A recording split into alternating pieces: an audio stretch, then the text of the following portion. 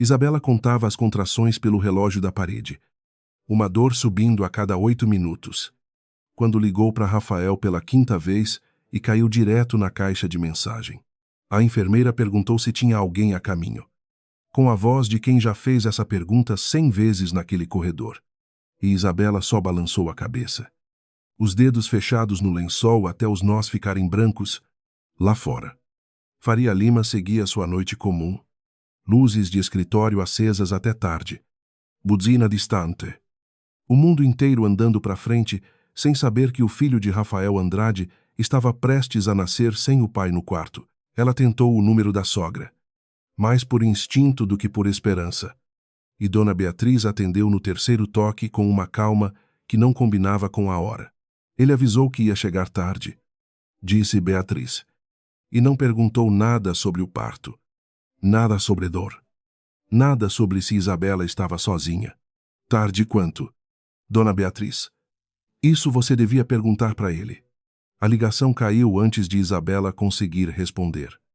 E ela ficou olhando para o teto branco, tentando decidir se aquilo era coincidência ou se todo mundo naquela família já sabia de alguma coisa que ela ainda não sabia. Uma contração mais forte cortou o pensamento ao meio. E a enfermeira segurou sua mão.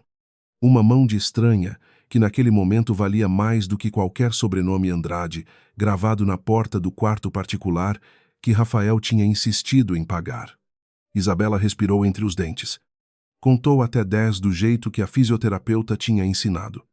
E pensou, por um segundo cruel, que talvez fosse mais fácil fazer aquilo sozinha do que fazer com um marido que olhasse para o relógio. O parto levou 6 horas. Ninguém da família Andrade apareceu em nenhuma delas. Quando o choro do menino cortou o silêncio do quarto, Isabela riu e chorou ao mesmo tempo. Um som que não tinha nome certo. E pediu para a enfermeira colocar ele no peito antes de qualquer outra coisa no mundo. Foi nesse instante, com o filho ainda melado e quente contra a pele dela, que o celular na mesinha lateral acendeu sozinho. Uma mensagem de um número que ela não tinha salvo. Ele não vem.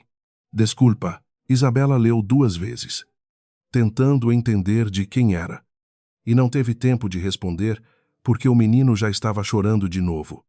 E a enfermeira já estava anotando hora de nascimento. Peço. Cumprimento. Tudo isso enquanto lá fora, num apartamento a 20 minutos dali, Rafael Andrade estava sentado no chão de um quarto que não era o dele, segurando a mão de outra mulher que jurava estar prestes a morrer. Se você já ficou esperando alguém que prometeu chegar e não chegou, você sabe que essa dor tem um nome específico. E essa história vai te mostrar o preço real que ela cobra dos 2 lados. Me conta aqui nos comentários de onde você está ouvindo isso agora e que horas são aí. A gente lê todo mundo. E se você chegou agora nesse canal, aperta para seguir, porque a história de Isabela está só começando. Antes de tentar dormir um pouco, Isabela ligou para a própria mãe.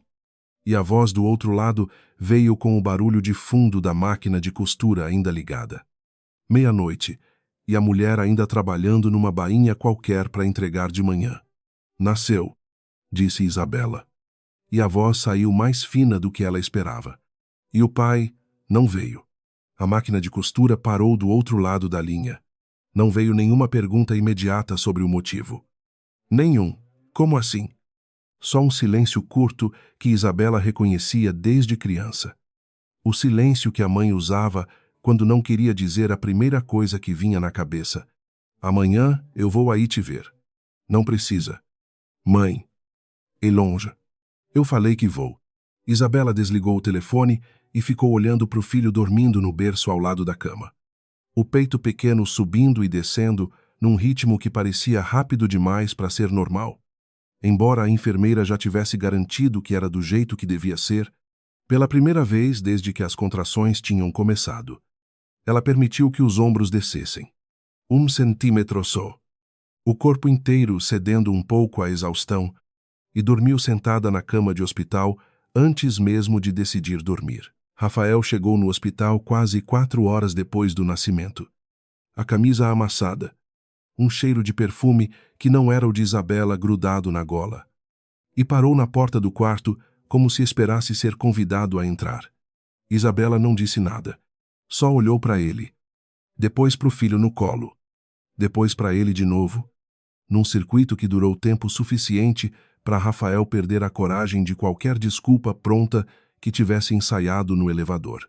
Isa, eu posso explicar. Explica então. Foi uma emergência. Uma pessoa que trabalha comigo teve um problema sério. Eu não podia sair no meio daquilo do nada. E o seu filho podia nascer no meio de quê? Rafael, do meio de uma sala vazia. Ele não respondeu. Deu um passo para dentro do quarto. Os olhos indo direto pro embrulho de cobertor que era o filho dele. E por um segundo, pareceu genuinamente perdido. Como um homem que só naquele instante entendia o tamanho do que tinha ficado de fora. Atrás dele, no corredor, Dona Beatriz apareceu com um buquê de flores brancas. O rosto arrumado. O andar de quem chega para uma reunião de negócios e não para conhecer o primeiro neto.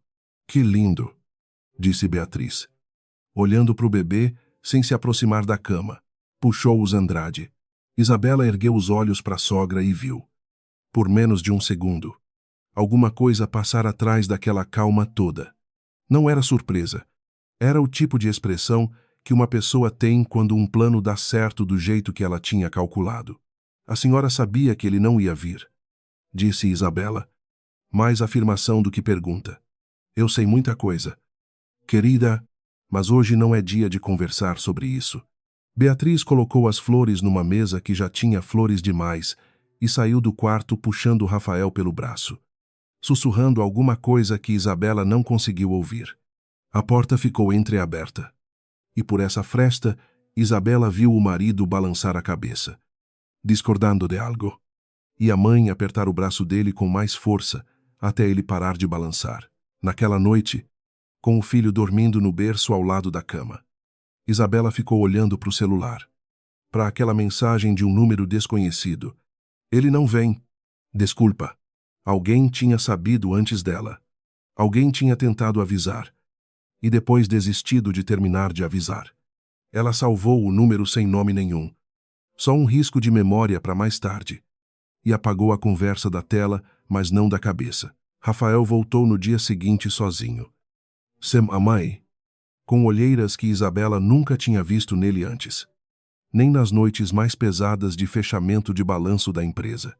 Ele trouxe um bicho de pelúcia grande demais para o tamanho do berço e ficou parado segurando o troço sem saber onde colocar. Eu queria ter estado lá. Ele disse. Baixo. Você não estava impedido. Rafael, você escolheu não estar. A frase pousou entre os dois como uma pedra que ninguém ia conseguir tirar dali. Rafael sentou na cadeira ao lado da cama. Largou o bicho de pelúcia no chão sem perceber. E ficou olhando para o filho por um tempo comprido demais para ser confortável. Como é que vocês vão chamar ele Tiago? Bonito. Não te perguntei se era bonito. Ele engoliu aquilo sem revidar. O que era estranho vindo de um homem acostumado a vencer qualquer discussão em sala de reunião. Isabela reparou nisso. Guardou aquilo também. E não soube ainda dizer se era culpa de verdade ou só o cansaço de um homem que tinha passado a noite anterior fazendo alguma coisa que não conseguia contar direito. No 30º andar do prédio da Andrade, na manhã seguinte, Rafael ficou olhando para a tela do computador, sem ler nenhuma linha do relatório aberto, ali há 20 minutos. Beatriz entrou na sala sem bater, do jeito que só ela tinha permissão de entrar, e fechou a porta atrás de si. Você precisa focar. O conselho se reúne semana que vem. Eu tenho um filho recém-nascido. Mãe. E vai continuar tendo. Isso não muda nada nessa reunião. Rafael largou a caneta na mesa, com mais força do que pretendia. O barulho seco cortando o silêncio da sala. Eu quero entender o que aconteceu naquela noite. De verdade entender. Você já entendeu. Você tomou uma decisão. E agora vive com ela. Eu não lembro de ter decidido nada. Eu lembro de receber uma ligação e depois é tudo meio embaçado. Beatriz ajeitou uma pasta em cima da mesa dele, sem olhar para ele diretamente. E por um segundo os dedos dela pararam no ar antes de largar o objeto. Memória cansada faz isso. Você estava exausto. Seu filho ia nascer. O corpo prega peça. Isso não é resposta. Mãe, é a única que eu tenho para te dar hoje. Ela saiu da sala do mesmo jeito que entrou, sem pressa. E Rafael ficou olhando para a porta fechada, com a sensação estranha de ter feito uma pergunta importante e recebido, no lugar de resposta. Um travesseiro macio o suficiente para ele parar de perguntar. Não parou de vez. Só parou naquele dia, naquela madrugada, com Tiago mamando pela terceira vez em 2 horas. Isabela pegou o celular de novo e digitou para o número desconhecido uma única pergunta. Quem é você? A resposta demorou tanto que ela quase dormiu esperando. E quando chegou dizia só isso, alguém que devia ter avisado antes. Ela ficou olhando para a tela até a luz apagar sozinha, tentando entender se aquilo era um aviso de verdade ou um jeito de alguém se sentir menos culpado por dentro. Cresceu numa casa pequena em Santo Amaro, filha única de mãe costureira, e sabia reconhecer culpa disfarçada de bondade porque tinha crescido vendo os clientes da mãe pedirem desconto do mesmo jeito manso que pedem perdão. Guardou o número de novo, sem nome, e apagou a conversa mais uma vez. Mas dessa vez, copiou o texto num caderninho que carregava na bolsa desde a faculdade. Ela teve alta 3 dias depois. E foi para a casa dos Andrade porque não tinha para onde mais ir naquele momento. Uma decisão que já sentia errada assim que a porta da mansão se fechou atrás dela. A casa cheirava a flor branca e cera de móvel antigo. O mesmo cheiro de sempre. Só que agora ela via aquele lugar com outros olhos. Cada corredor um lembrete de que tinha entrado ali por amor e ia sair. Mais cedo ou mais tarde. Por conta própria. Nos 10 dias seguintes, a casa dos Andrade seguiu funcionando no piloto automático de sempre. Empregada trocando toalha. Jardineiro aparando grama. Motorista lavando carro. E Isabela foi entendendo devagar que aquele silêncio organizado era o verdadeiro idioma da família. Ninguém gritava. Ninguém batia a porta. As coisas aconteciam sem barulho. Decisões já vinham prontas. E quem perguntava demais recebia um sorriso educado no lugar de resposta. Rafael passava as manhãs no escritório da empresa e voltava tarde. Sempre com uma explicação plausível. Sempre com um cheiro de sabonete diferente que Isabela evitava cheirar de propósito. Antes de casar, Isabela tinha sido analista financeira numa empresa de médio porte perto da Berrini. Planilha aberta o dia inteiro. Café requentado. O tipo de trabalho que ninguém acha bonito, mas que ensina a ler letra miúda sem piscar. Largou o emprego no mês do noivado porque Beatriz tinha comentado. Uma única vez. Num tom que não parecia ordem, mas funcionava como uma. Que esposa de Andrade não precisava se preocupar com salário de terceiro escalão. Isabela não discutiu na época. Agora, trocando fralda sozinha às 3 da manhã. Sentia falta da planilha mais do que tinha coragem de admitir em voz alta. Numa tarde, enquanto trocava a fralda de Tiago no quarto de hóspedes, Isabela ouviu vozes baixas vindo do escritório de Beatriz. A porta entreaberta o suficiente para deixar passar som, mas não sentido. Reconheceu a voz da sogra por baixo dela. Uma voz de mulher mais jovem. Tensa. Quase implorando. Não conseguiu entender as palavras. Só conseguiu ouvir o tom. E o tom bastava para saber que aquela conversa não era sobre flores, nem sobre chá da tarde. Isso não pode sair daqui, disse Beatriz. A única frase que Isabela pegou inteira antes de um empregado passar pelo corredor e ela precisar se afastar da porta, rápido demais, para parecer natural. 2 semanas depois, um tabloide publicou a foto de Rafael saindo de um prédio residencial de madrugada. O rosto meio coberto pelo braço, a legenda perguntando quem seria a mulher misteriosa, vista com o herdeiro Andrade, na mesma semana do nascimento do filho dele. Isabela leu a matéria sentada no jardim. O Tiago mamando. E sentiu o próprio corpo ficar estranhamente quieto por dentro. Como se a raiva tivesse decidido esperar um pouco antes de aparecer. Otávio Andrade desceu para o jardim 20 minutos depois.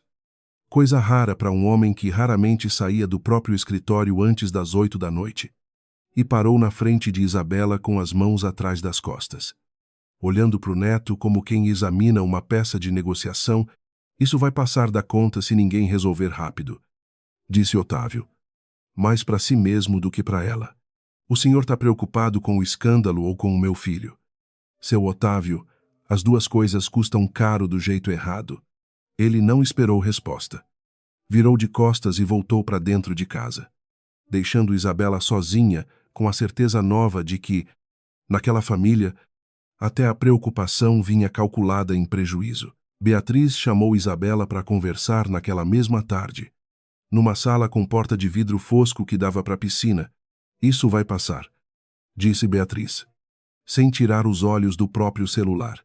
Imprensa esquece rápido quando a gente não dá motivo para continuar falando. E qual é o motivo que eu não devo dar? Dona Beatriz fazer escândalo. Vocês, gente nova, acham que gritar resolve. Não resolve. Resolve assinar um acordo bonito e seguir a vida. Beatriz empurrou uma pasta fina pela mesa de vidro.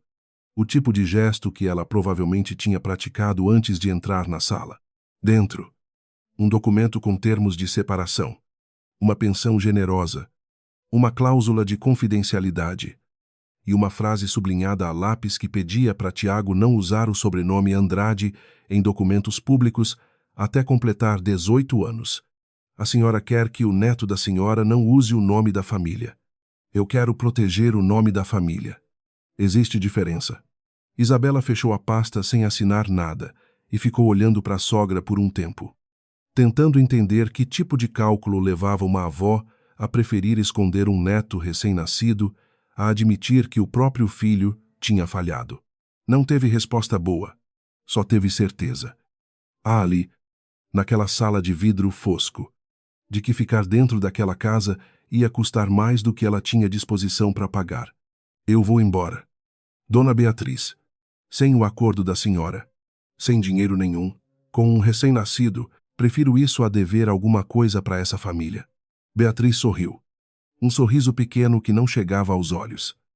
E por trás dele, Isabela viu de novo aquele traço de satisfação que já tinha visto no hospital. Era quase alívio, como se aquele fosse o resultado que Beatriz vinha esperando desde o começo. Só que Isabela ainda não conseguia entender por que uma mãe ia querer que o próprio filho perdesse a esposa e o neto de uma vez só. Isabela levantou e saiu da sala sem se despedir. E assim que a porta de vidro fosco se fechou, Beatriz ficou parada olhando para a pasta em cima da mesa. E por um instante, sem ninguém para ver. Os ombros dela desceram 1 centímetro. O tipo de alívio que só aparece quando não tem plateia. Ela pegou o celular. Discou um número guardado, sem nome de contato. E falou baixo, quase num sussurro que a própria voz parecia querer engolir. Ela não assinou nada. Melhor assim. Menos rastro. Uma pausa. Alguém do outro lado respondendo. Não. Ele não pode saber que eu falei com você de novo. Ela desligou antes de terminar a frase seguinte. Guardou o celular no bolso do blazer. E ajeitou a postura antes de sair da sala. O rosto voltando para o mesmo verniz de sempre. Como se aquele minuto sozinho nunca tivesse acontecido. No dia seguinte, um advogado da família chegou com uma pasta ainda mais grossa que a de Beatriz. Sentou na sala de visitas sem tirar o paletó. E começou a explicar os termos com a pressa de quem tem outro compromisso em 20 minutos. É o mesmo acordo de antes. Só com alguns ajustes de praxe. Disse ele, empurrando o documento para frente de Isabela junto com uma caneta cara demais para ser oferecida de verdade. Isabela não pegou a caneta. Pegou o documento e leu página por página. Devagar. O tipo de leitura que faz advogado acostumado com assinatura rápida ficar visivelmente incomodado na cadeira. Na página 11, achou uma cláusula escondida no meio de um parágrafo sobre pensão. Escrita naquele português jurídico que parece neutro, mas não é em caso de instabilidade financeira comprovada da genitora. A guarda do menor poderia ser revista mediante solicitação da família Andrade. Isso aqui não é ajuste de praxe. É uma cláusula padrão de proteção ao menor. Proteção para quem? Porque não é proteção para o meu filho ficar comigo. O advogado tentou reformular. usando palavras mais compridas. E Isabela cortou ele no meio da segunda tentativa. Eu trabalhei com contrato antes de trabalhar com fralda. Tira essa cláusula ou eu não assino nada. E aí vocês vão ter que explicar para o juiz por que uma mãe que nunca faltou com nada teve a guarda ameaçada por causa de um parágrafo escondido na página 11. O homem olhou para ela por um segundo mais longo do que o profissionalismo exigia. Recolheu a pasta. E disse que ia levar a observação para Dona Beatriz. Isabela não se abalou. Aquela era a primeira vez, desde o nascimento de Tiago, que ela sentia o próprio corpo funcionar de novo do jeito antigo. Calculado. Atento. O corpo de antes de largar a planilha pela aliança. Rafael tentou impedir a saída dela na manhã seguinte, parado na porta do quarto de hóspedes, com uma cara de quem não tinha dormido. A gente pode consertar isso. Isa. Consertar o quê? Você nem sabe me dizer onde estava naquela noite direito. Eu já falei. Foi uma emergência. Emergência tem nome. Rafael. A sua não tem? Ele abriu a boca para rebater e fechou de novo. E isso disse mais do que qualquer frase completa. Isabela reparou que ele parecia perdido de verdade. Quase confuso. Como um homem tentando lembrar de um sonho que já não faz sentido de manhã. E por um instante, o passo dela ficou mais devagar na direção da porta. Só um instante. A mala já estava fechada. O Tiago já estava no bebê conforto. E o motorista da família já esperava lá embaixo para levar os dois para o apartamento pequeno que a mãe de Isabela tinha em Santo Amaro. Eu tiro a aliança agora, ou você prefere que eu deixe em cima da mesa como nos filmes? Rafael não respondeu. Isabela girou o anel no dedo. Uma vez, devagar. E depois tirou, colocando ele na palma da mão de Rafael, sem fechar os dedos dele em volta. Deixando o objeto ali, exposto, para ele decidir o que fazer com aquilo. Você vai se arrepender. Ele disse, num fio de voz que não parecia ameaça. Parecia mais medo. Talvez. Mas vou me arrepender com o meu filho no colo e o meu nome inteiro, que já é mais do que essa casa me ofereceu até agora. Ela desceu a escada principal pela última vez, com o filho recém-nascido, apoiado no peito e a mala arrastando na outra mão. E no último degrau, olhou para trás uma vez só. O suficiente para ver Rafael parado no topo da escada com a aliança ainda na mão. E Beatriz um pouco mais atrás, na sombra do corredor, com uma expressão que não era de vitória nem de derrota, mas de alguém já pensando no próximo passo. O carro arrancou pelo portão da mansão, e no banco de trás, com Tiago dormindo contra o peito. Isabela ficou olhando para casa, encolher no retrovisor até sumir atrás da curva. O apartamento da mãe em Santo Amaro tinha 2 cômodos e uma máquina de costura ocupando um canto inteiro da sala. E foi ali que Isabela montou um berço improvisado com gavetas forradas. O tipo de solução que ela nunca imaginou precisar quando ainda morava numa casa com jardineiro próprio. A mãe ajudou com o que dava, trocando fralda de madrugada para Isabela dormir mais que 2 horas seguidas. Mas o dinheiro das duas juntas não ia render muito além do aluguel e da comida. Na primeira semana, Isabela mandou currículo para 7 vagas de analista financeira. E em 3 das entrevistas, o assunto Andrade apareceu antes mesmo dela sentar direito na cadeira. Um recrutador comentando, então você é aquela Isabela com um sorriso que não tinha nada de profissional.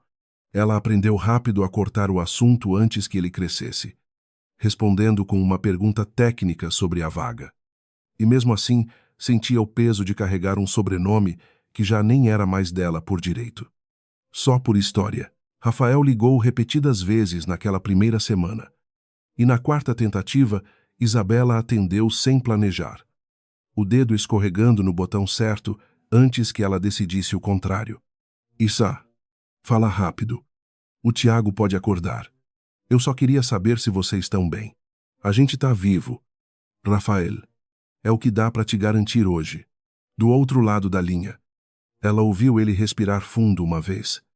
O tipo de respiração que parecia estar segurando uma frase maior do que a que veio depois. Eu queria consertar isso. Você já disse isso.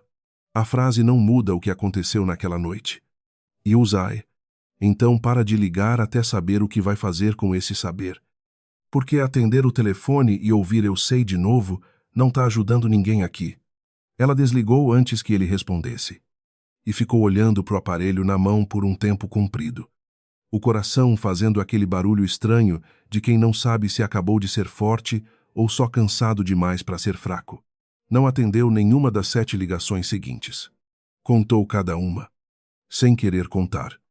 O número crescendo sozinho na tela do celular. Na 12ª vez ela quase atendeu. O dedo parado em cima do botão verde por tempo suficiente para a ligação cair. E depois ficou brava consigo mesma por ter hesitado. Beatriz apareceu sem avisar no 10º dia. Parada na porta do apartamento com uma sacola de presente. Cara demais para o tamanho do prédio. O motorista esperando no carro lá embaixo, com o motor ligado.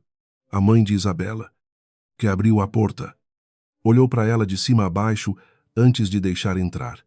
Do jeito que se olha uma visita que não foi convidada, mas também não pode ser mandada embora na cara dura. Eu vim ver meu neto, disse Beatriz, entrando sem esperar resposta. Ele está dormindo. Eu posso esperar. Ela sentou no sofá único da sala, ajeitando a saia com um cuidado que combinava mais com uma sala de reunião do que com uma sala de 2 cômodos. E ficou olhando ao redor sem disfarçar o inventário que estava fazendo. A máquina de costura, o berço de gaveta forrada, a rachadura pequena no teto perto da janela. Você tá bem aqui, tô melhor do que na sua casa. Dona Beatriz. Nossa, que resposta. Você tá tão magra também. Hein, tá comendo direito. Ou o orgulho não deixa comer. O orgulho deixa eu dormir à noite. Isso já é mais do que eu tinha lá. Beatriz sorriu. Aquele sorriso pequeno de sempre, e abriu a sacola para tirar um casaquinho de bebê com etiqueta de marca importada, colocando em cima da mesa de centro sem perguntar se era bem-vindo. Isso não muda nada. Zaba, eu não vim negociar de novo. Então veio fazer o que vim ver meu neto? Eu já disse isso. Isabela reparou que a pergunta direta tinha sido respondida com a mesma frase de antes. Como se repetir bastasse para ser verdade. E não insistiu. Porque insistir com Beatriz nunca levava a lugar nenhum, além de mais repetição educada. O celular de Beatriz vibrou em cima do sofá. Tela virada para cima por descuido. E por menos de 2 segundos, Isabela viu o nome que acendeu, na notificação antes de Beatriz virar o aparelho para baixo, com um gesto rápido demais para ser casual. Não deu tempo de ler o sobrenome inteiro. Só deu tempo de ver um C maiúsculo e um pedaço de palavra que não completava nada sozinho. Trabalho, disse Beatriz, sem que ninguém tivesse perguntado. Eu não perguntei. Ia perguntar. Vi na sua cara. Tiago acordou chorando no quarto ao lado antes que a conversa pudesse continuar. E Isabela levantou para buscar o filho, agradecendo por dentro aquela interrupção como quem agradece chuva depois de mês seco. Quando voltou para a sala com o menino no colo, Beatriz já estava de pé. O casaquinho de marca ainda em cima da mesa. O rosto de novo naquele verniz impossível de furar. Ele é bonito. Puxou pouco a nossa família. Para falar a verdade, mas é bonito. Ele puxou a mãe dele. Dona Beatriz, isso já basta. Beatriz não respondeu aquilo. Só pegou a bolsa e se despediu com um aceno curto, descendo as escadas do prédio sem esperar elevador. E o carro arrancou lá embaixo antes mesmo da porta do apartamento terminar de fechar.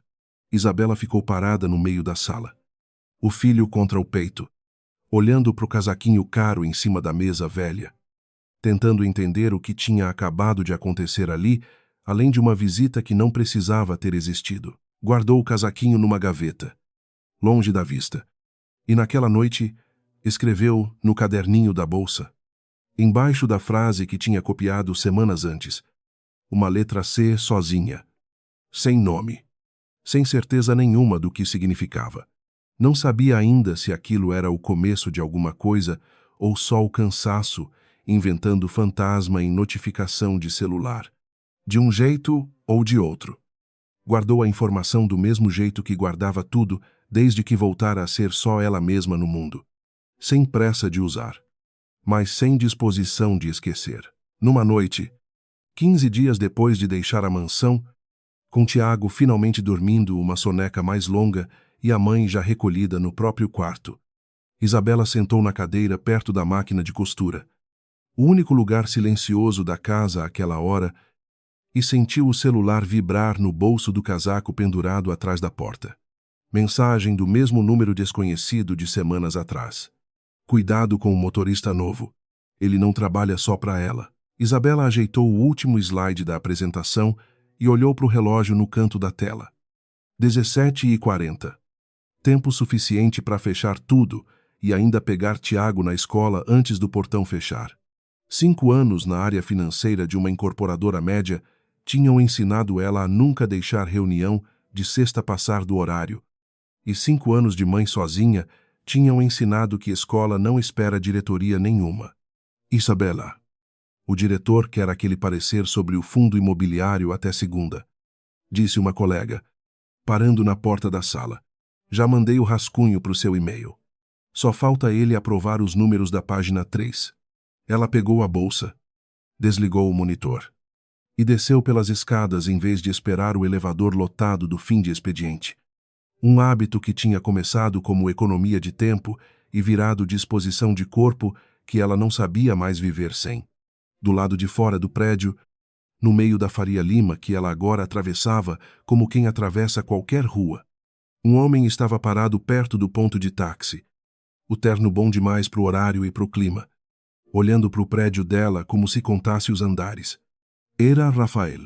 Isabela parou no meio do passo, o corpo reconhecendo antes da cabeça terminar de processar, e por um segundo, os dois ficaram só se olhando no meio do fluxo de gente saindo do trabalho. Ele mais grisalho nas têmporas. Ela com um corte de cabelo que ele nunca tinha visto. Eu preciso falar com você, disse Rafael, dando um passo à frente. 5 anos. Rafael, você escolhe justo hoje. Quando eu tenho 20 minutos para pegar meu filho na escola, é sobre o Tiago também. E sobre o meu pai. O nome do menino saindo da boca dele depois de tanto tempo teve um efeito estranho, quase físico, como se alguém tivesse puxado uma cadeira debaixo dela sem avisar. Meu pai teve um AVC semana passada, continuou Rafael, a voz mais baixa agora, sem a firmeza de antes. Os médicos não sabem quanto tempo ele tem. E isso é problema meu por quê? Porque o conselho da empresa não vai deixar a sucessão passar sem herdeiro de sangue reconhecido. E Tiago é o único que existe. Isabela olhou para o relógio de novo. Depois para Rafael, calculando quanto daquilo era verdade e quanto era só mais um jeito da família Andrade de conseguir o que queria. Eu tenho que buscar meu filho. Se você quer conversar de verdade, aparece amanhã. 10 da manhã. No café perto da minha casa. Sem advogado. Sem sua mãe. Combinado. Em Rafael. Se isso for outra armação da dona Beatriz, eu desapareço de novo. E dessa vez você não vai me achar nem com detetive. Ela virou as costas antes dele responder e andou até a esquina sem olhar para trás. O coração batendo mais rápido do que ela gostaria de admitir para o próprio corpo. Mas o rosto mantido no piloto automático de quem tem hora marcada para buscar um filho na escola e não pode se dar ao luxo de desmoronar no meio da calçada. No café. Na manhã seguinte, Rafael chegou 10 minutos antes do combinado e já estava sentado na mesa do canto quando Isabela entrou. O guardanapo dobrado num quadrado perfeito na frente dele, sinal de mãos que precisavam de alguma coisa para fazer enquanto esperavam. Você cortou o cabelo, ele disse. O primeiro comentário depois de 5 anos sendo sobre cabelo, você envelheceu. A gente troca elogio depois. Me fala do seu pai. Rafael contou, em frases curtas demais para alguém acostumado a discursar em sala de reunião, que Otávio tinha desmaiado no escritório, que o lado direito do corpo ainda não respondia direito, que os médicos falavam em semanas, talvez meses, sem garantia nenhuma.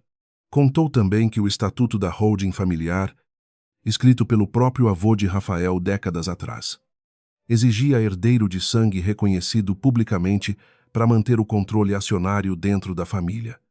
e que sem isso o conselho tinha aval para vender o controle para um grupo estrangeiro que já rondava a empresa fazia 2 anos. E você não teve outros filhos nesses 5 anos, disse Isabela. Mais afirmação do que pergunta. Não. Nem com a mulher da noite em que o Tiago nasceu. Rafael baixou os olhos para o café que não tinha tocado ainda, os dedos girando a xícara 1/4 de volta antes de responder. A Camila sumiu 1 mês depois daquela noite. Nunca mais atendeu meu telefone. O nome pousou na mesa entre os dois como uma peça que faltava num quebra-cabeça que Isabela vinha montando havia 5 anos sem saber o formato final. Camila. A letra C na tela do celular de Beatriz, o caderninho na bolsa com uma letra sozinha esperando virar nome.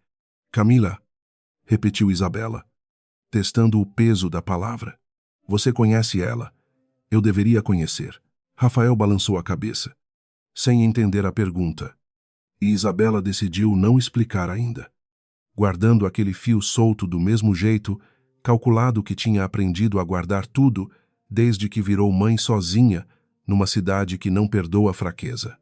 Eu não vou trazer meu filho para dentro dessa novela corporativa só porque a empresa da sua família precisa de sangue Andrade para não quebrar. Eu não tô pedindo isso. Tô pedindo para você deixar meu pai conhecer o neto antes de morrer. O resto, a gente resolve com advogado, com blindagem, com o que for preciso para proteger o Tiago. Ah, gente, você fala isso fácil de novo. Depois de 5 anos sem ligar nem no aniversário dele, Rafael ficou olhando para o café, esfriando na xícara. O barulho da rua entrando pela porta toda vez que alguém saía. Eu tentei entender o que aconteceu naquela noite. Zaba, uma vez, logo depois que você foi embora, fui atrás da Camila. Fui atrás de qualquer coisa que fizesse sentido. Minha mãe sempre tinha uma resposta pronta que me fazia desistir de perguntar. E você desistiu. Eu desisti. Foi mais fácil trabalhar até cair do que continuar batendo numa porta que só devolvia a mesma explicação vazia.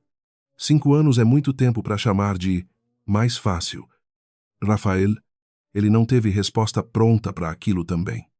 E Isabela reparou que aquele padrão, o de engolir em vez de insistir, tinha um preço que ela só agora começava a enxergar por inteiro, um homem que tinha trocado a própria dúvida por paz doméstica.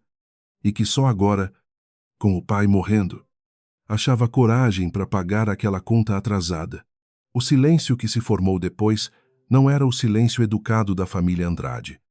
Era outro tipo, mécru, do tamanho de 5 aniversários perdidos empilhados numa mesa de café pequena demais para carregar tanto peso. Antes de decidir qualquer coisa, Isabela ligou para a própria mãe, que já morava num apartamento maior agora, comprado com o dinheiro das duas juntas depois de anos de trabalho, mas ainda com a mesma máquina de costura no canto da sala por teimosia.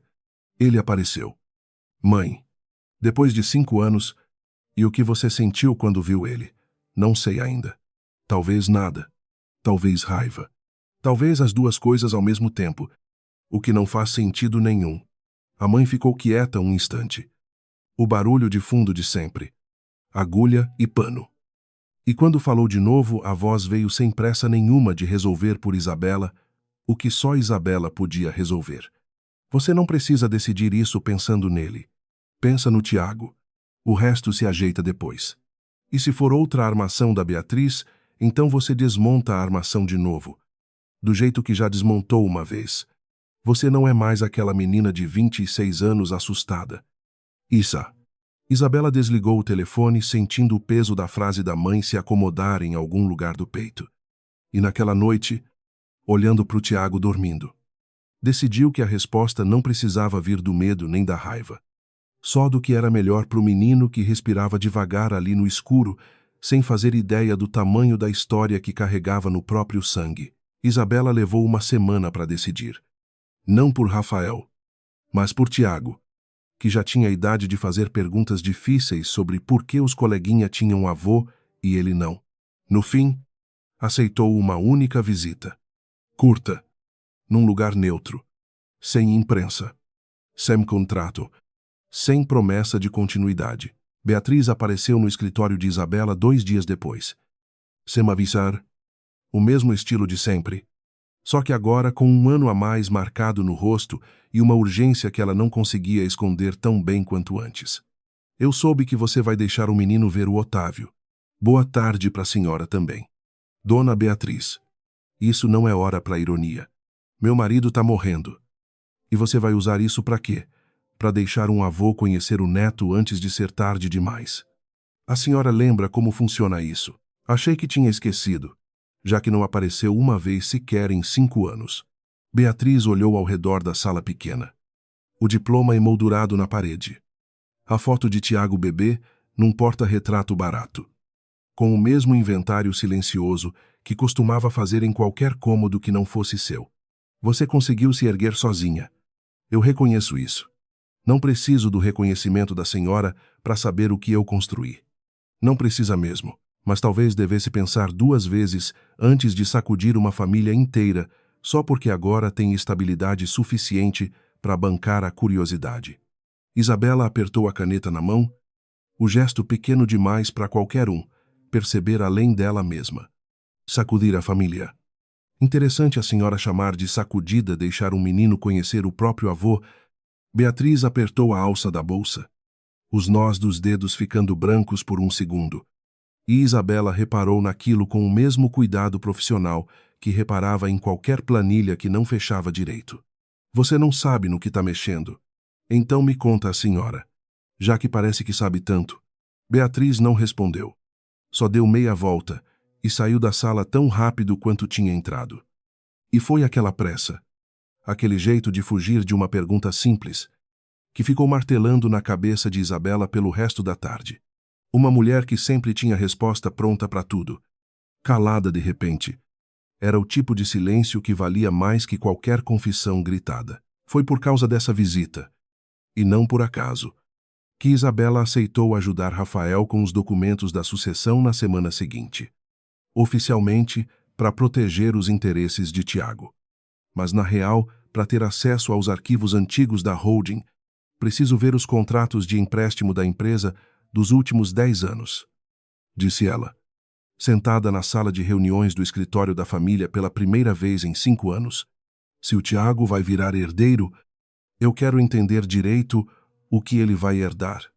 Dívida incluída. Rafael concordou sem questionar. E um assistente trouxe pastas empoeiradas de um arquivo que claramente não era revisado com frequência. Antes de abrir a primeira pasta, Rafael passou para Isabela um resumo de 2 páginas que o próprio conselho tinha preparado.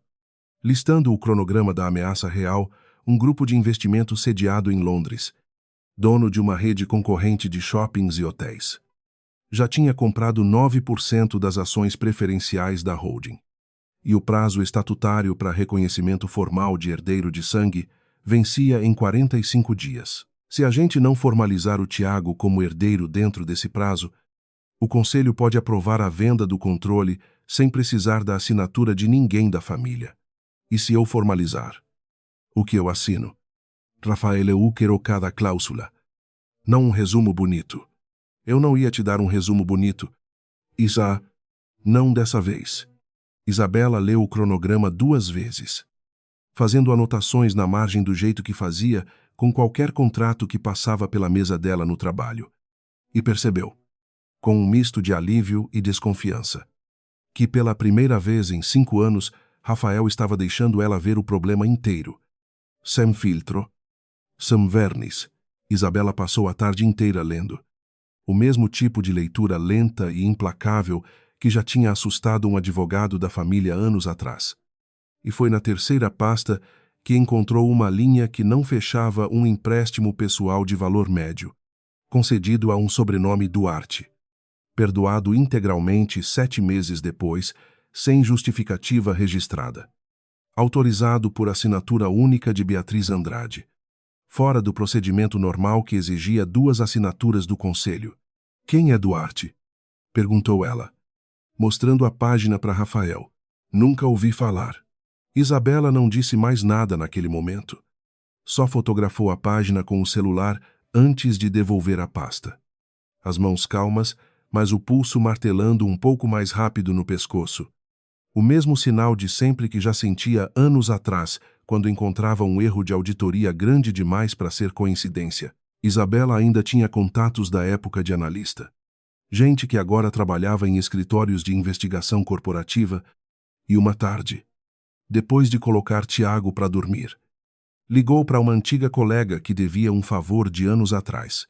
Preciso achar uma pessoa. Só o primeiro nome e uma característica. Trabalhava perto da família Andrade há uns 6 anos. Isso é meio vago. Yuzai. É o que eu tenho. A colega prometeu tentar.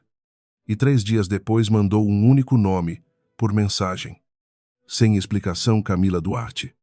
Ex-relações públicas de um evento beneficente do Grupo Andrade. Hoje morando em Curitiba. Sem redes sociais ativas há anos. Isabela leu o nome sentada na cadeira perto da máquina de costura, o mesmo lugar onde tinha lido a mensagem sobre o motorista 5 anos antes.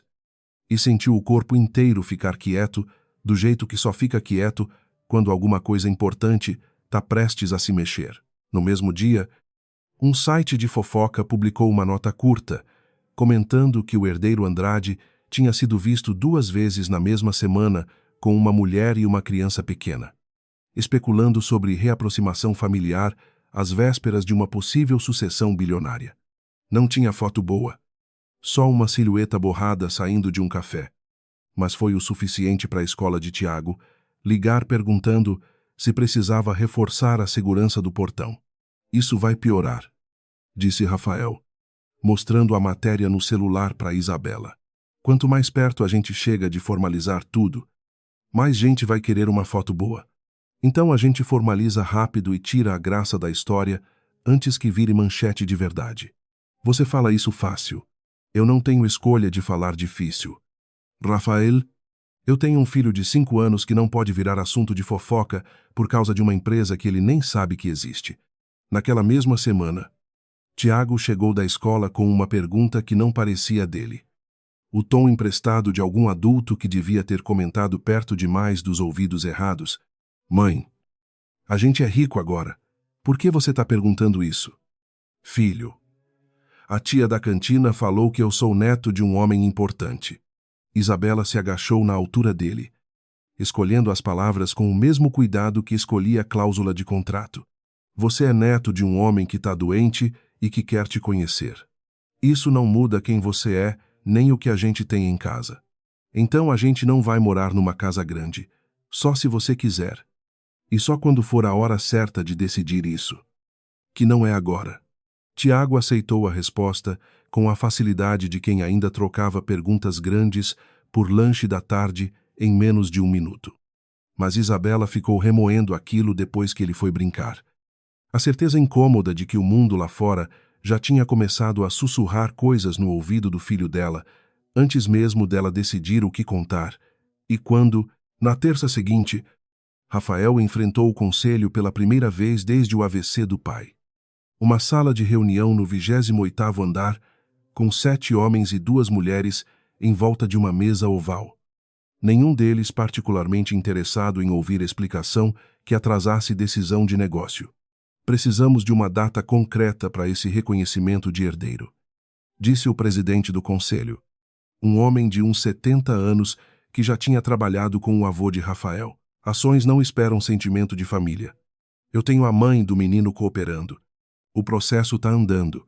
Cooperando não é a mesma coisa que assinado. Rafael, o grupo de Londres já mandou proposta formal essa semana. Se a gente não fechar isso até o prazo, a proposta deles vira a única opção na mesa. Uma das conselheiras, mais nova que o resto, ergueu a mão antes de falar. O tipo de gesto que sobrava de quem ainda respeitava protocolo numa sala que já tinha deixado de respeitar quase tudo.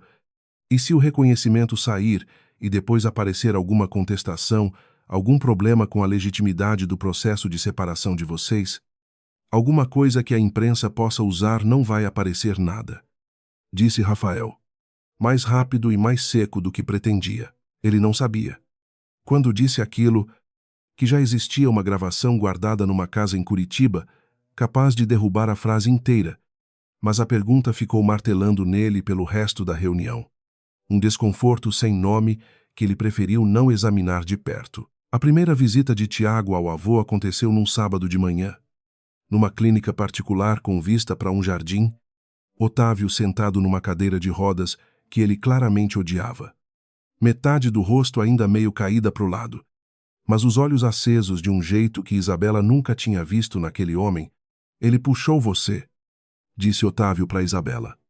A voz arrastada, mas firme, olhando para o neto brincar com um trem de brinquedo no tapete. Não puxou nada de nós. Graças a Deus. O senhor mudou de opinião rápido sobre quem devia puxar quem. Eu tive tempo de pensar. Deitado numa cama de hospital. Tempo sobra quando o corpo para. Tiago largou o trem no meio do tapete e se aproximou da cadeira de rodas, sem o medo que qualquer adulto ali sentiria de chegar perto demais. Seu braço tá quebrado. Não. Campeão. Sou preguiçoso. Minha professora fala que preguiça a gente treina para sumir. Sua professora deve ser uma mulher inteligente. Otávio riu. Um som torto que saía só de um lado da boca. E estendeu a mão boa para o menino, que apertou os dedos dele com toda a força de uma criança de 5 anos tentando parecer forte. Isabela ficou observando aquilo da porta. O peito apertado por um motivo que não tinha nome fácil. Vendo o próprio filho segurar a mão do avô, que nunca tinha feito questão de existir antes daquele dia. Otávio pediu, com um gesto de mão que custou esforço visível, para Rafael sair da sala com o menino um instante. E ficou sozinho com Isabela. O silêncio da clínica pesando diferente do silêncio da mansão de anos atrás. Eu sempre soube que aquela noite tinha coisa errada, disse ele. Sem rodeio, só nunca quis puxar o fio. Porque puxar ia significar admitir o que a Beatriz é capaz de fazer. O senhor acha que ela fez o quê? Então, eu não sei os detalhes. Só sei que ela nunca gostou de você. E que ela sempre consegue o que quer sem sujar as próprias mãos. No domingo seguinte, Rafael pediu para levar Tiago sozinho no parque perto do apartamento, sem Isabela junto. A primeira vez que os dois ficavam a sós, desde que o menino tinha a idade de lembrar de alguma coisa. Isabela hesitou na porta com a mão ainda no ombro do filho, o instinto inteiro puxando para trás. E só deixou ir depois que Rafael prometeu. Os olhos fixos nos dela, que voltava antes das 5, no parque. Tiago pedalou uma bicicleta emprestada, enquanto Rafael corria do lado segurando o banco. Os dois suados. O menino gritando para soltar, mesmo sem estar pronto para soltar de verdade. E por um momento, no meio da tarde comum de um domingo qualquer, ninguém ali parecia herdeiro de nada. Só um pai correndo atrás de um filho que ainda não sabia equilibrar sozinho. Você tá bem rápido, disse Rafael. Sem fôlego. Meu amigo Enzo fala que eu sou o mais rápido da sala. Ele deve ter razão. Sentados num banco depois, dividindo um picolé que já derretia mais rápido do que os dois conseguiam comer. Tiago olhou para o pai com aquela curiosidade direta que só criança tem coragem de sustentar. Você é meu pai de verdade ou só um pai de visita? A pergunta pegou Rafael no meio do peito de um jeito que nenhuma reunião de conselho tinha conseguido em 5 anos. E ele demorou para responder, escolhendo as palavras devagar. Eu sou seu pai de verdade. Só fui um pai ausente por muito tempo. O que não é a mesma coisa. Mas também não é desculpa. Minha mãe fala que gente grande erra também. Sua mãe tá certa. E gente grande demora mais que criança para consertar o erro.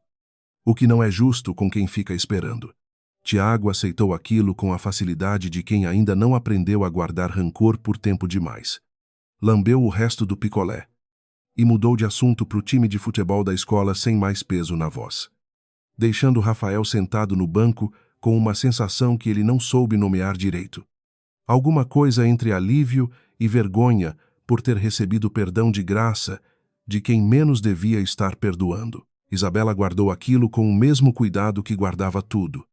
E naquela noite, depois de colocar Tiago para dormir, comprou uma passagem de ônibus para Curitiba para o fim de semana seguinte. Sem contar para Rafael. Sem contar para ninguém além da própria mãe. Que ficou com o neto e não fez nenhuma pergunta além de volta com cuidado. Na sexta antes da viagem, Rafael passou no apartamento para deixar um livro que Otávio tinha mandado para o neto. E ficou parado na porta um tempo maior do que a entrega justificava. Você tá estranha essa semana. Eu tô sempre estranha. Rafael, você que não conhecia mais o suficiente para notar, isso é justo.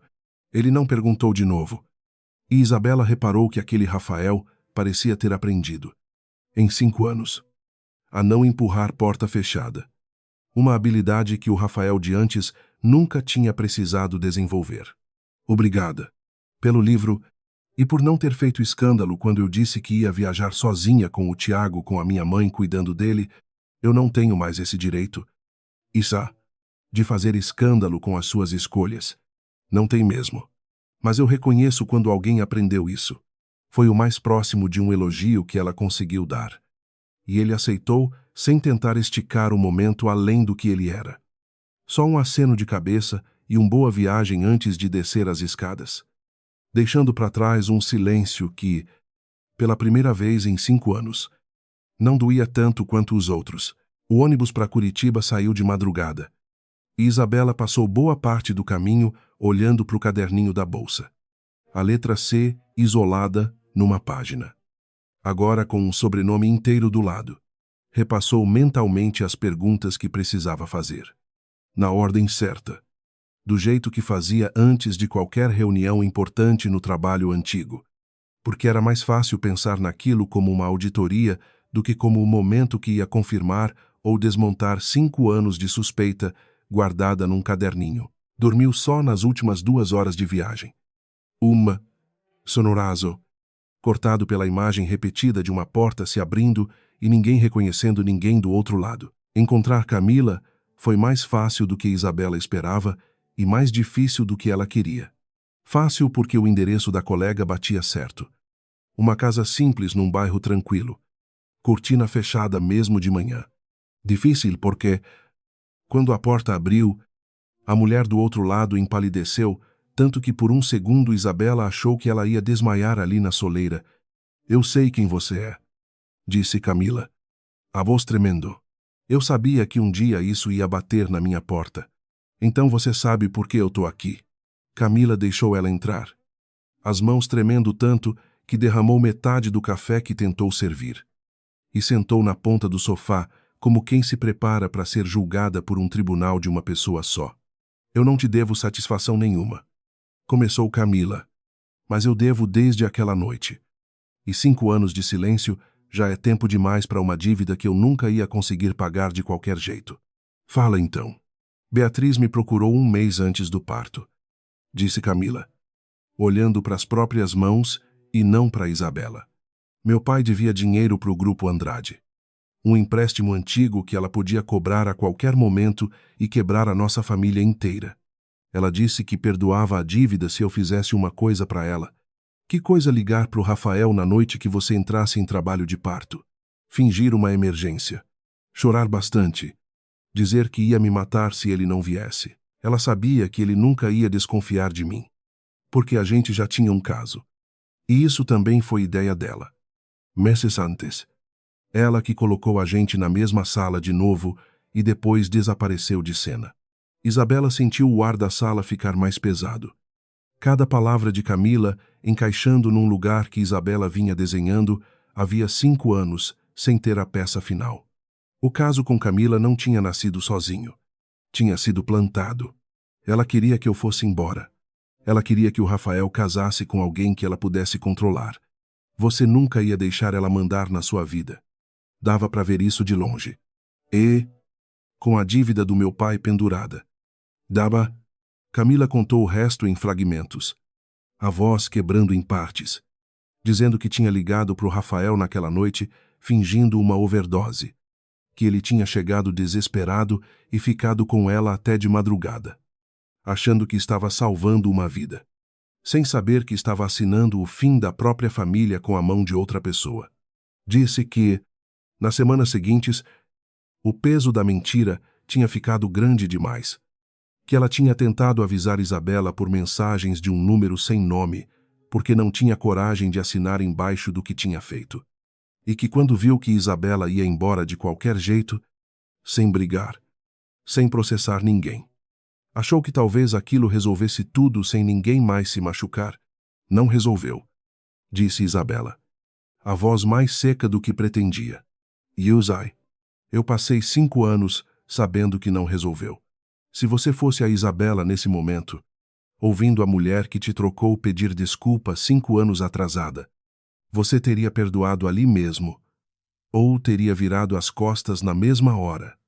Me conta nos comentários de onde você está ouvindo isso agora, e que horas são aí, porque essa história ainda não acabou. Isabela ficou mais 2 horas naquela sala, arrancando cada detalhe que Camila lembrava. Datas, um número de conta para onde a dívida do pai tinha sido perdoada. Um áudio antigo que Camila tinha guardado sem nunca ter coragem de usar. A própria voz de Beatriz numa ligação de anos atrás, explicando o plano com uma clareza fria que não deixava dúvida nenhuma sobre quem tinha arquitetado tudo. Camila entregou o áudio, as mãos ainda tremendo, e pediu só uma coisa em troca. Não usa meu nome se não precisar. Eu já paguei o suficiente vivendo longe de tudo. Eu não posso prometer isso. Mas prometo que não vou te destruir só porque dá para destruir. Antes de sair. Isabela parou na porta e fez a única pergunta que não tinha coragem de fazer desde que tinha chegado.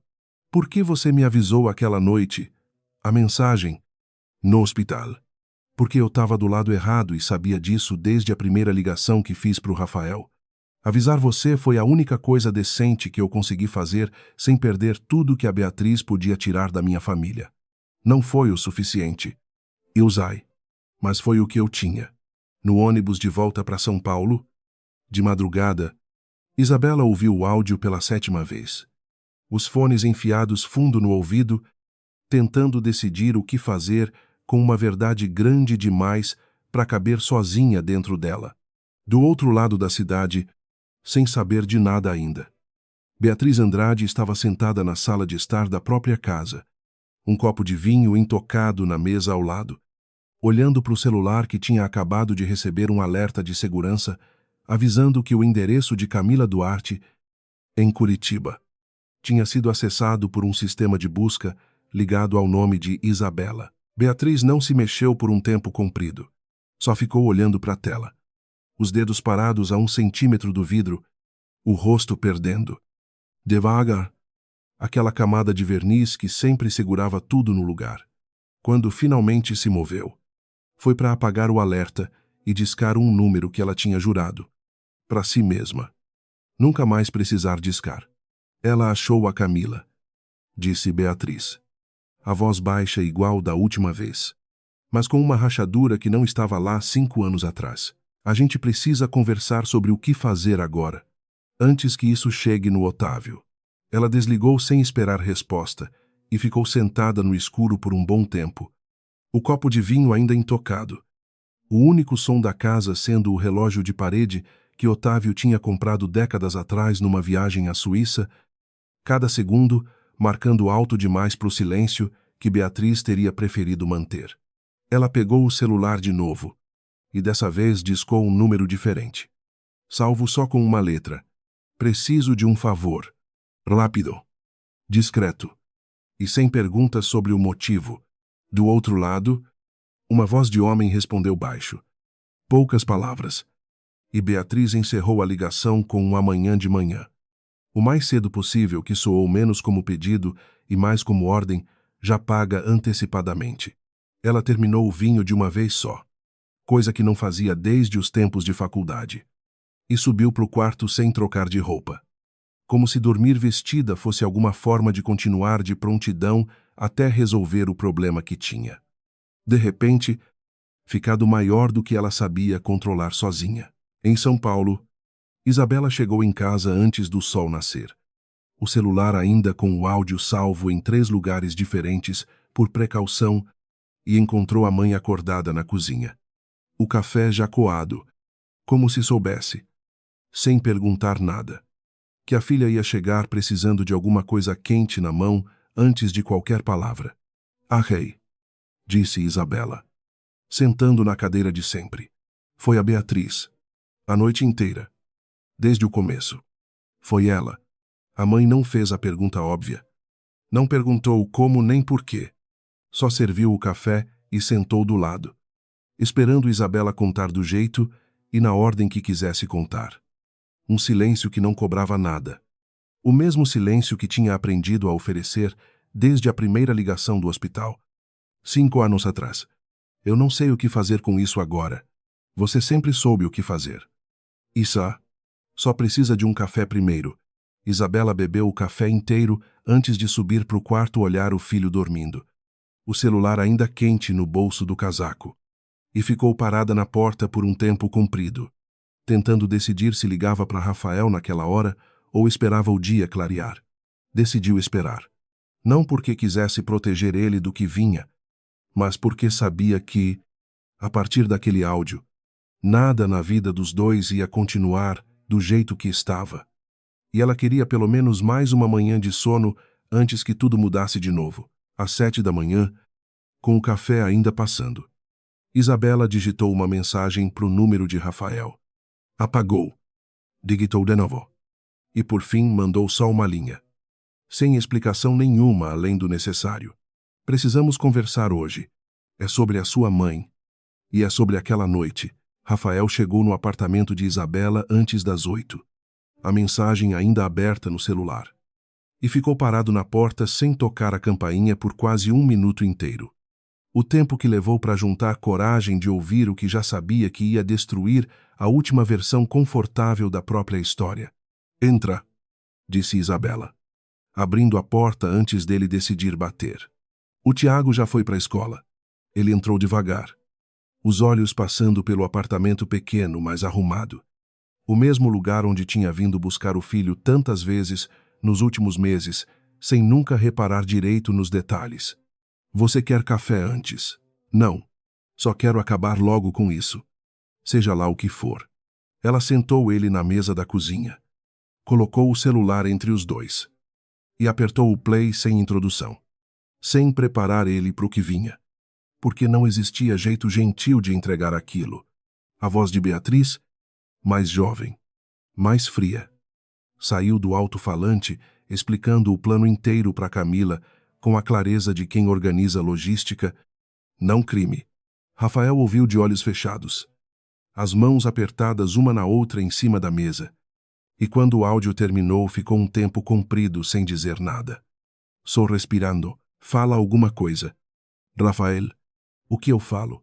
Que minha mãe destruiu a minha vida inteira para evitar que eu casasse com uma mulher que ela achava que não merecia o sobrenome dela.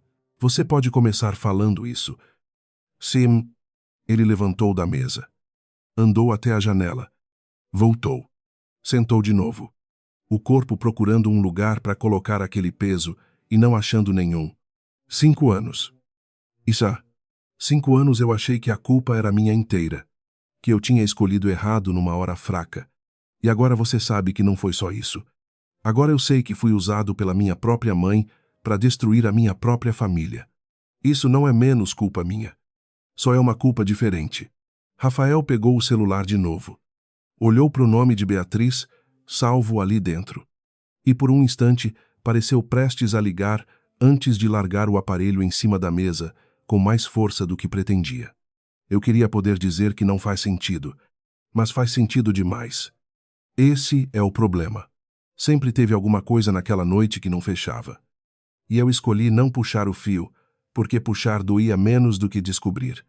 Isso não é fraqueza. Rafael, é sobrevivência. Todo mundo escolhe não puxar algum fio na vida. Você não escolheu isso comigo. Eu não tive esse luxo. Eu estava com um recém-nascido no colo e nenhuma rede de segurança embaixo de mim. Você tinha as duas coisas. E escolheu não usar nenhuma. A frase saiu mais dura do que Isabela pretendia. Mas ela não puxou de volta.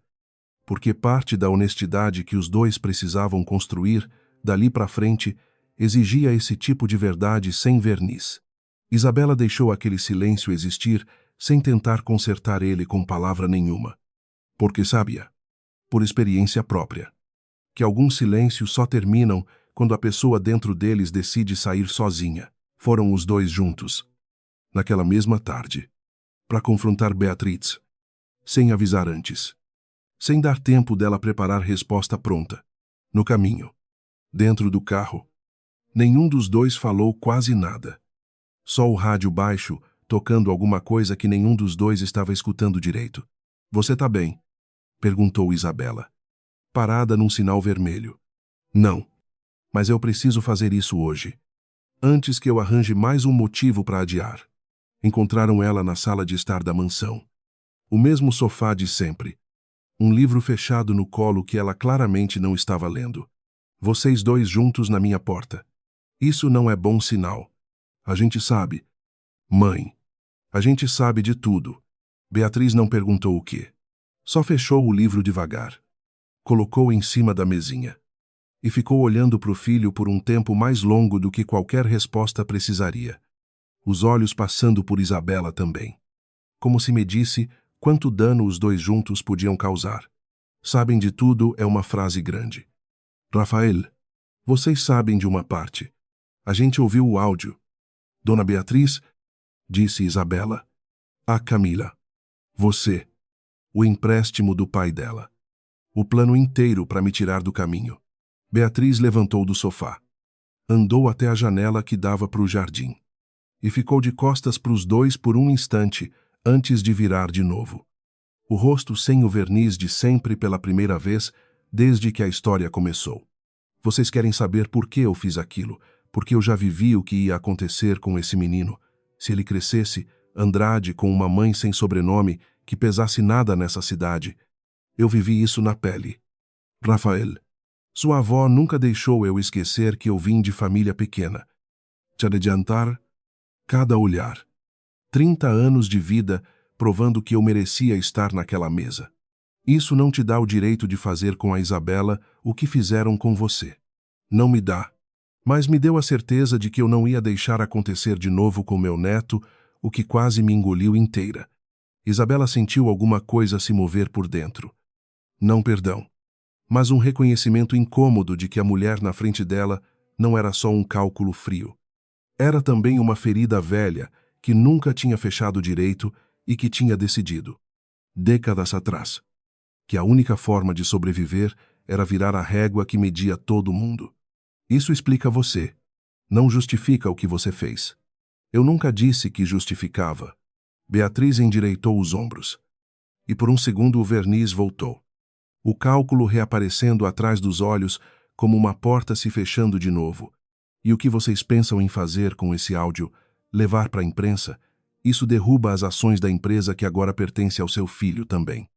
Rafael, vocês vão destruir o patrimônio do menino para me destruir.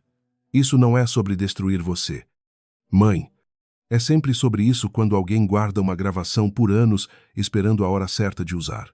Não vem com discurso bonito comigo. Ninguém guardou nada esperando a hora certa, disse Isabela, a voz cortando o ar. Eu passei 5 anos criando meu filho sem pedir nada dessa família. Vocês que bateram na minha porta. Lembra, Beatriz não teve resposta pronta para aquilo. E o silêncio que se formou durou tempo suficiente para ela perceber. Sozinha. Que a ameaça não tinha pegado. Eu não vou pedir desculpa na frente de todo mundo. Isso eu não faço. Ninguém pediu isso. Disse Rafael. Eu só preciso que o papai saiba a verdade inteira antes de morrer.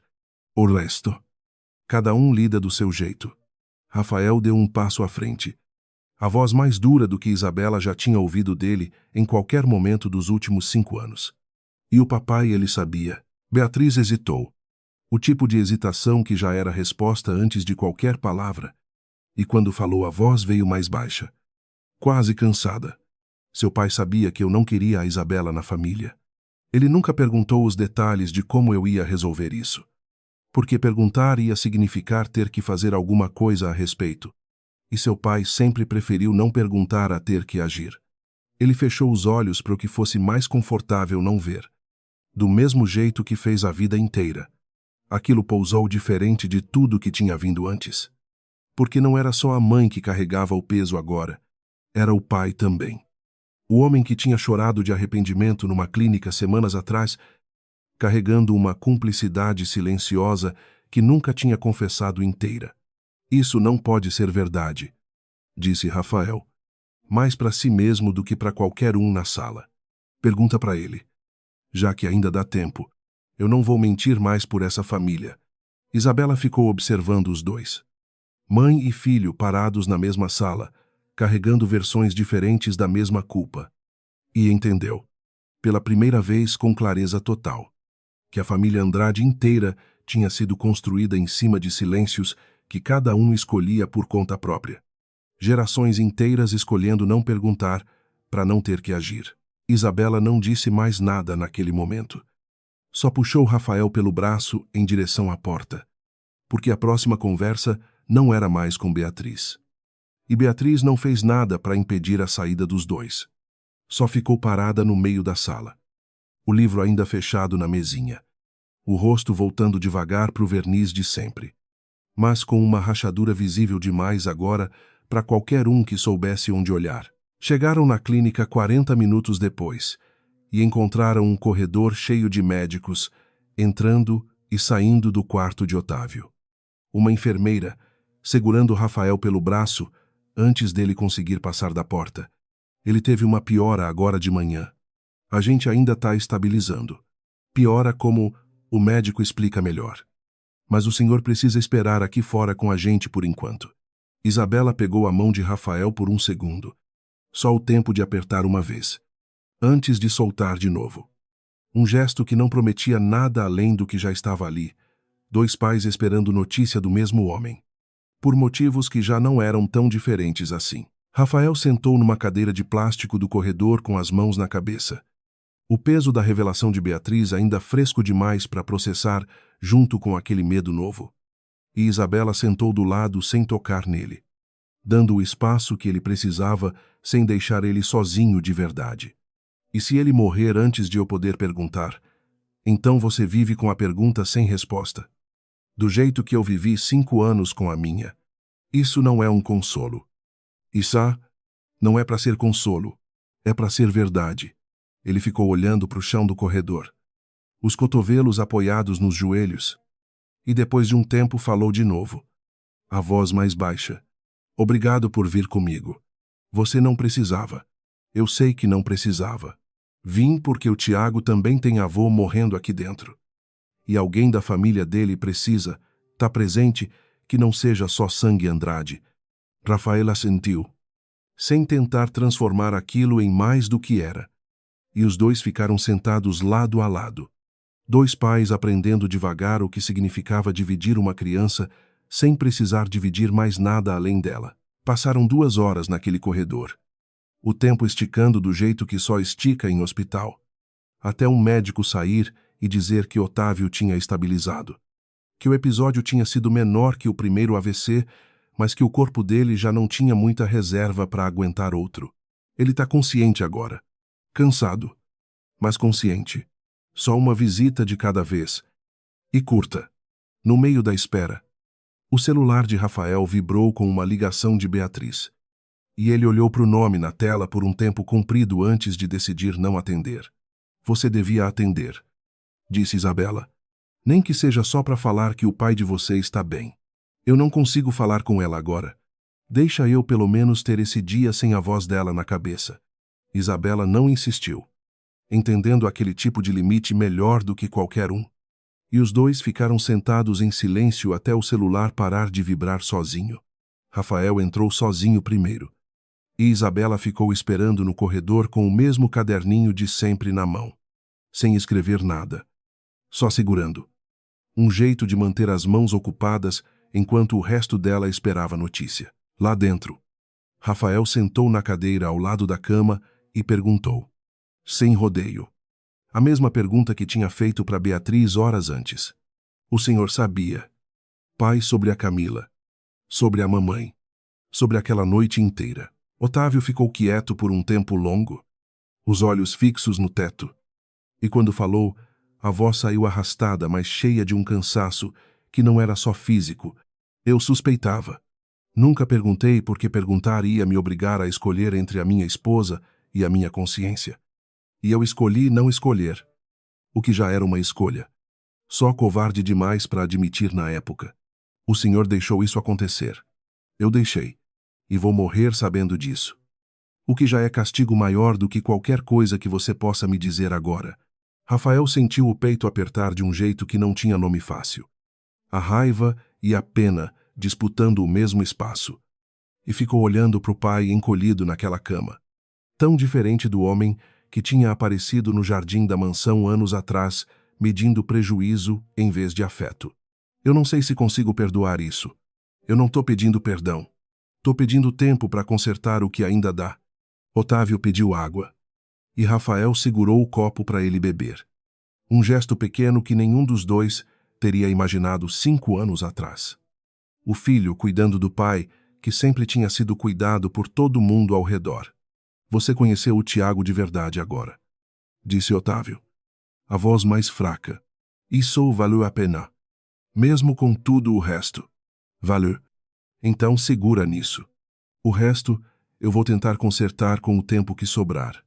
Otávio pediu, com esforço, para chamar o advogado da família ainda naquela tarde, e explicou, em frases curtas cortadas pela falta de ar, o que queria fazer reconhecer Tiago formalmente como herdeiro direto da holding, colocado em fideicomisso administrado por um conselho independente até a maioridade do menino, e excluir Rafael do controle acionário direto, deixando para ele só uma participação minoritária sem poder de decisão. O senhor tá me tirando da empresa. Eu tô te tirando de uma jaula que eu mesmo construí. Rafael, você nunca teve chance de ser outra coisa além de herdeiro nessa casa. Seu filho vai ter. A notícia da reformulação testamentária vazou para o conselho antes mesmo do documento ficar pronto. E dentro de uma semana, os tios e primos de Rafael, gente que ele mal via em reunião de família, começaram a se posicionar contra ele publicamente. Um tio que Rafael via talvez 2 vezes por ano ligou numa terça à noite. A voz cheia daquela cordialidade fria que só parente distante, com interesse em jogo, consegue manter. Rafael, a gente precisa conversar sobre essa história toda antes que vire bola de neve. Que história? Tio, essa de deixar tudo pro seu filho e te tirar do comando. A família inteira tá comentando. Isso passa a impressão de que você fez alguma coisa errada demais para merecer isso. Eu fiz coisa errada. Tio, só não do jeito que o senhor tá pensando. Não interessa o jeito. Rafael, interessa a imagem. E a imagem, com você fora, fica melhor para todo mundo. Inclusive para você. Se parar de insistir em ficar perto disso, Rafael desligou sem se despedir. Entendendo, pela primeira vez com clareza total, que aquela família nunca tinha sido sobre amor. Sempre tinha sido sobre imagem e patrimônio, e que ele mesmo tinha vivido dentro dessa lógica tempo demais, sem perceber o preço. Antes da reunião extraordinária, Rafael pediu para falar com o conselho uma última vez. Não para implorar pelo cargo, mas para dizer em voz alta o que ele mesmo só tinha entendido depois de tudo. Vocês vão votar para me tirar. E tudo bem. Eu não vou brigar contra isso. Mas antes eu quero que fique registrado em ata que o motivo verdadeiro por trás da separação da minha família não foi fraqueza minha. Foi manipulação da minha própria mãe. E o conselho vai ter que decidir se prefere continuar fingindo que não sabe disso ou se vai auditar de vez como essa empresa trata. Gente que não nasceu Andrade. Um silêncio desconfortável tomou a sala. Ninguém pronto para responder aquilo de cara. E o presidente do conselho só assentiu devagar, sem prometer nada, mas sem descartar também. Isso vai constar em ata. Rafael, o que o conselho faz com isso é outra conversa. Já é mais do que eu esperava. Boa sorte para todo mundo aqui. De verdade. Numa reunião extraordinária, sem Otávio presente. O conselho votou por unanimidade retirar Rafael de qualquer cargo executivo na empresa, mantendo só o reconhecimento formal de Tiago como herdeiro de sangue conforme o pedido do patriarca. Isso significa que eu não tenho mais nada. Isa, disse Rafael, sentado no banco do mesmo parque onde tinha levado Tiago semanas atrás. Nem cargo, nem sobrenome que abra a porta, nem família que atenda telefone. Significa que você não tem mais a jaula. Isso não é a mesma coisa que não ter nada. Ele ficou olhando para as próprias mãos. As mesmas mãos que tinham segurado contrato a vida inteira, e agora não sabiam bem o que segurar. Eu não sei quem eu sou sem isso tudo. Então é uma boa hora para descobrir. Ninguém descobre isso rápido. Rafael, eu também não descobri em um dia. Rafael vendeu o apartamento de cobertura que tinha comprado nos tempos de executivo e mudou para um apartamento de 2 quartos num bairro mais simples, perto o suficiente da escola de Tiago para buscar ele a pé nos dias que era sua vez. Isso aqui é bem menor do que eu imaginava para você, disse Isabela, na primeira vez que foi deixar o filho lá.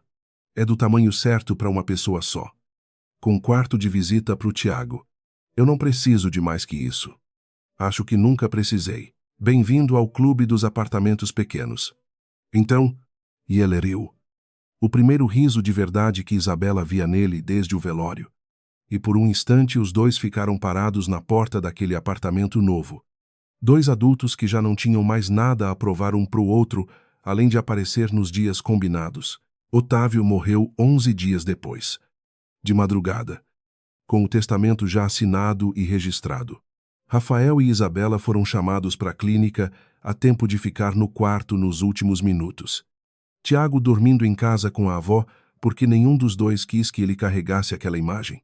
Nos últimos minutos, consciente, Otávio segurou a mão de Rafael e apertou fraco, o máximo de força que o corpo ainda permitia.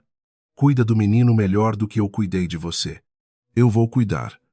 Pai, eu sei que vai. Foi por isso que eu consegui morrer em paz. Beatriz não apareceu na clínica naquela noite. Mandou uma mensagem curta para o celular de Rafael. Recebida enquanto ele ainda segurava a mão do pai já sem pulso. Sinto muito por tudo. Não espero que isso conserte nada. O velório foi pequeno. Contra o costume da família. Por pedido do próprio Otávio deixado por escrito. Beatriz compareceu vestida de preto simples, sem joia nenhuma, e ficou num canto sem se aproximar de ninguém. O mesmo tipo de silêncio que Isabela já tinha aprendido a reconhecer como o mais perto que aquela mulher conseguia chegar de confissão pública. Não trocou palavra com Isabela. Trocou só um aceno de cabeça com Rafael, que ele devolveu sem sorrir, mas também sem virar as costas. O tipo de gesto que não perdoa nem condena.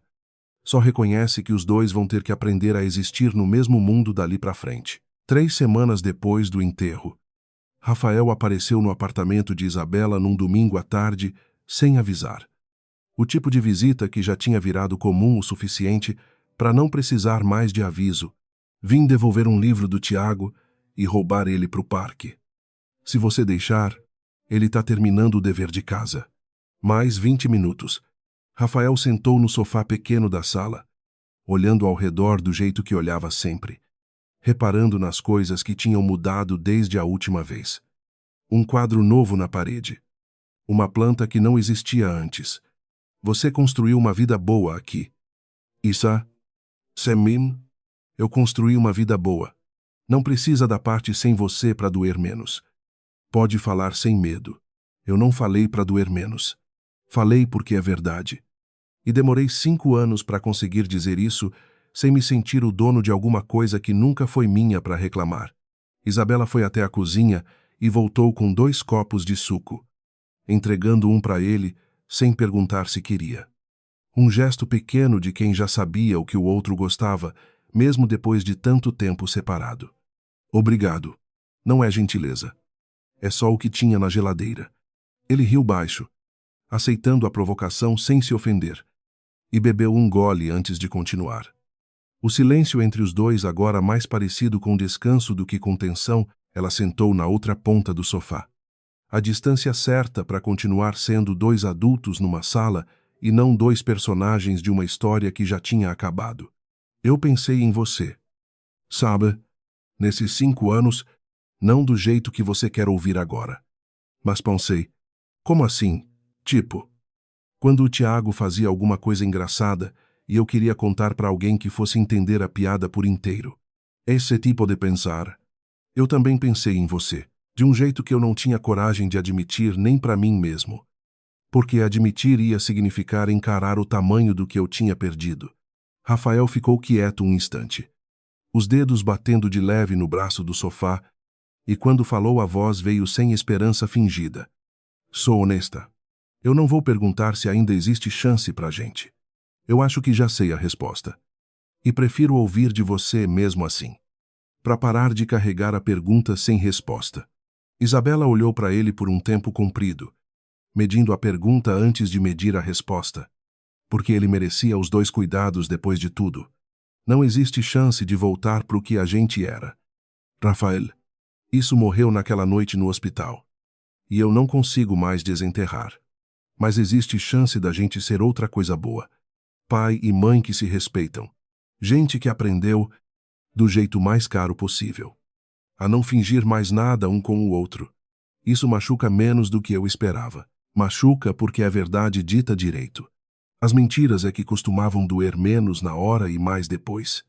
Ele estendeu a mão, não para pegar a dela, só para colocar em cima do estofado entre os dois. Um gesto pequeno, quase bobo, pedindo permissão para alguma coisa que nem ele sabia nomear direito. A gente consegue fazer isso funcionar. O pai e mãe que se respeitam, a gente já está fazendo. Só faltava a gente admitir em voz alta. Tiago saiu do quarto correndo com o caderno de dever debaixo do braço, gritando que tinha terminado. E a conversa se dissolveu, naquele jeito que conversa de adulto sempre se dissolve quando criança entra na sala. Sem final marcado. Só sem precisar de um. 6 meses depois, Isabela recebeu uma última mensagem do número que já tinha nome fixo na agenda havia tempo. Camila escrevia contando que tinha se mudado para outra cidade. Começado de novo num trabalho que não tinha nada a ver com relações públicas, nem com família rica nenhuma. É que só queria avisar, antes de apagar aquele contato de vez, que a dívida que ela sentia estar quitada com a verdade contada. Isabela respondeu só um boa sorte.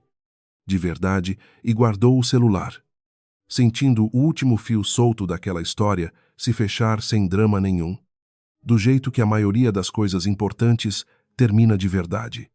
Sem cena final. Só um ponto final comum num dia comum, no mesmo fim de semana. Isabela levou o filho para passar o sábado inteiro com o pai pela primeira vez sem ela junto, e aproveitou a tarde livre para fazer o que vinha adiando. Havia anos, sentou na cadeira perto da máquina de costura, ainda no mesmo lugar de sempre, e abriu o caderninho velho pela última vez. Releu cada linha, cada mensagem copiada de um número que ela nunca soube o nome até saber demais. E no fim, sem drama nenhum, arrancou a última página em branco e escreveu só uma frase antes de fechar o caderno de vez.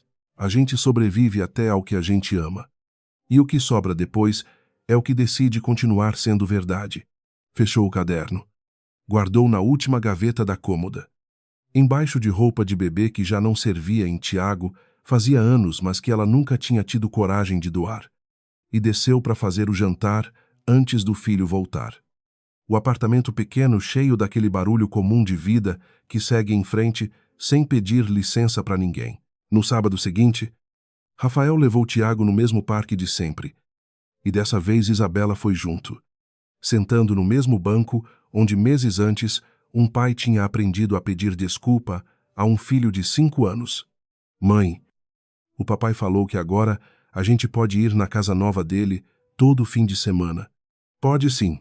Filho, a gente combina os dias juntos. Os 3. E vocês vão brigar menos agora. A pergunta pousou entre os dois adultos com a simplicidade brutal que só criança consegue produzir. E Isabela trocou um olhar rápido com Rafael antes de responder. A gente já não briga faz tempo. Tiago, a gente só estava aprendendo a conversar direito. E isso demora. Tá bom. Só queria saber. Tiago voltou correndo pro balanço sem esperar mais explicação. Satisfeito com a resposta do jeito que só criança consegue se satisfazer com o suficiente sem exigir o resto. Os 3 dividiram um picolé que derretia rápido demais, do jeito que picolé sempre derrete em tarde de domingo em São Paulo. E ninguém ali parecia herdeiro de nada, nem vítima de nada. Só uma família que tinha sido quebrada de um jeito específico e remontada de um jeito diferente. Mais honesto, mais devagar, sem promessa de voltar a ser o que nunca chegou a terminar de ser. Isabela observou os dois de longe por um instante. Pai e filho gritando para soltar a bicicleta de novo. E sentiu, pela primeira vez desde aquela madrugada de contrações sozinha num quarto de hospital, que talvez existisse mesmo um jeito de terminar essa história sem carregar peso demais para o resto da vida. Não era o final que ela teria escolhido 5 anos atrás. Era o final que ela tinha construído com as próprias mãos. E isso já bastava. Qual desses momentos te tocou mais fundo? A Isabela descendo aquela escada com o filho recém-nascido no colo. A Camila confessando 5 anos de silêncio numa sala pequena em Curitiba. Ou o Otávio pedindo tempo para consertar o que ainda dava no último fôlego que teve. Me conta nos comentários qual foi. E de onde você está assistindo agora? E que horas são aí? A gente lê todo mundo. Se você chegou agora nesse canal, aperta para seguir. Porque tem muita história parecida com essa, esperando você aqui. Manda esse vídeo para alguém que precisa ouvir isso hoje. Alguém que também já esperou demais por uma desculpa que nunca veio. E dá aquele like, não pelo canal.